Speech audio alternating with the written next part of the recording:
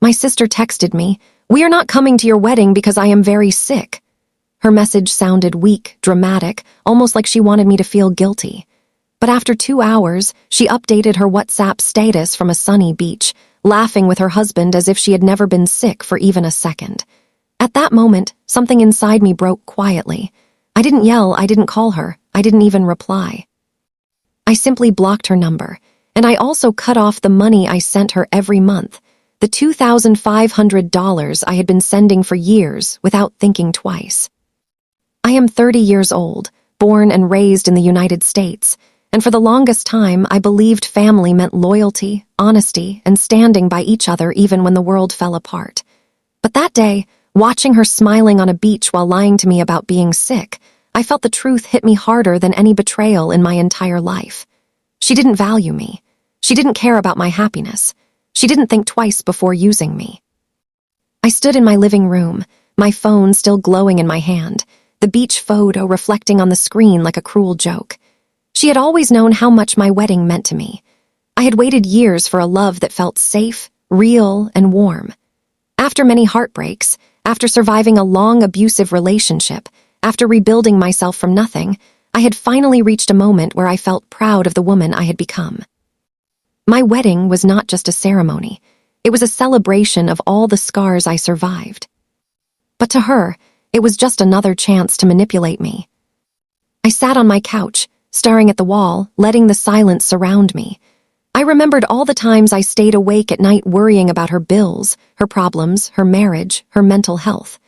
I remembered skipping lunches to save money for her, canceling my own plans because she needed to talk, working extra hours because she fell short on rent again.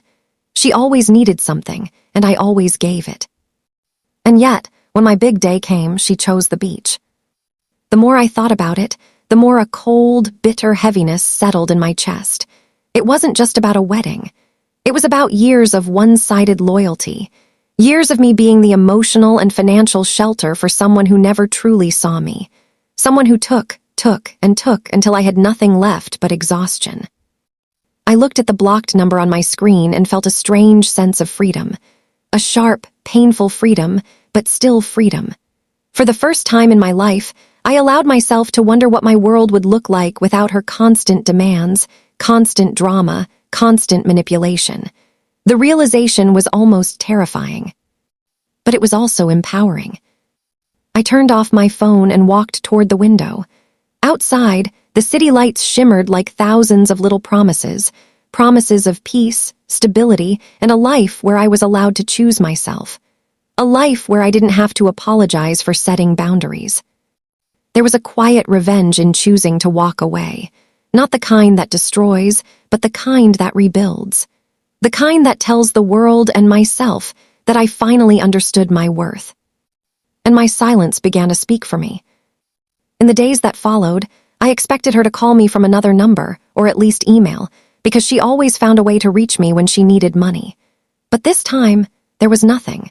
She kept posting pictures of sunsets, fancy dinners, her husband's new watch, and long captions about how life is beautiful when you appreciate little moments.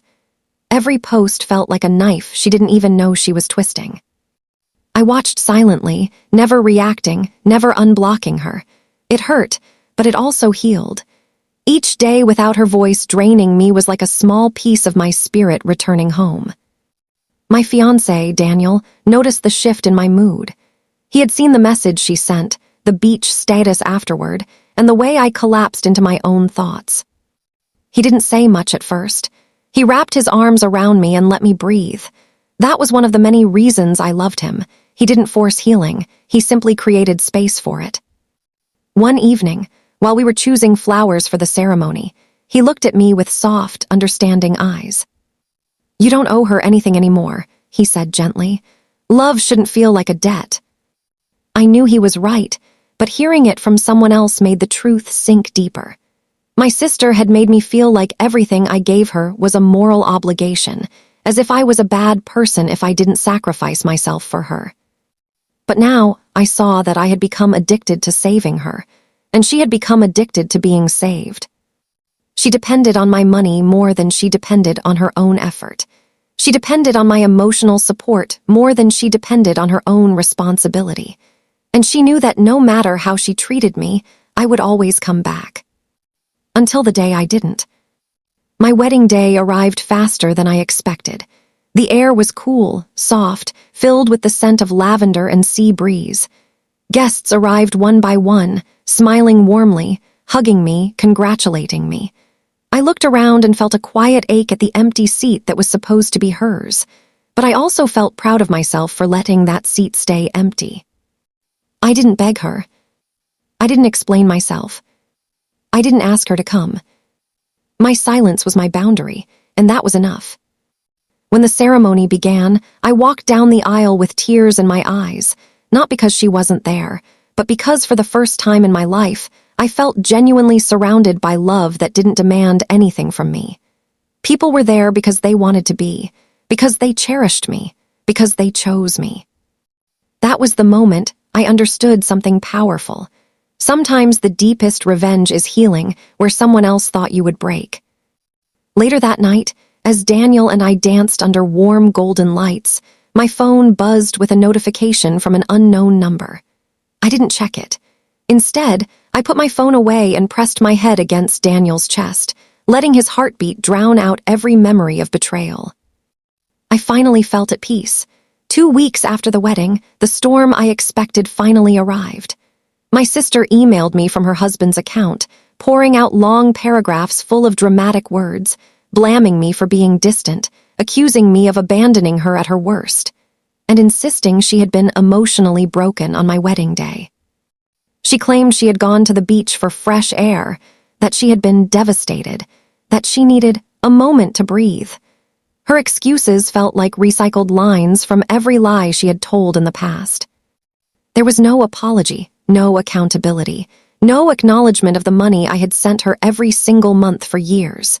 Instead, she demanded to know why I blocked her and why the monthly transfer hadn't arrived.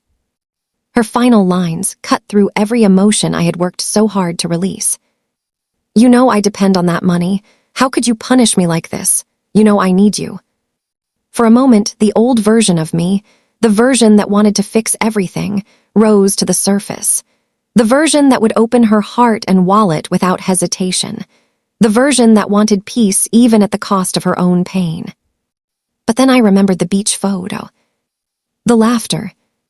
The lies. The years of draining me dry. I took a deep breath and wrote only one sentence back. "I am choosing myself now." No explanation. No guilt. No apology. She replied instantly, but I didn't read it. I blocked the email. And something incredible happened in the weeks that followed. My life became quiet, peaceful, light. I slept better, I smiled more. I invested in myself, my home, my marriage.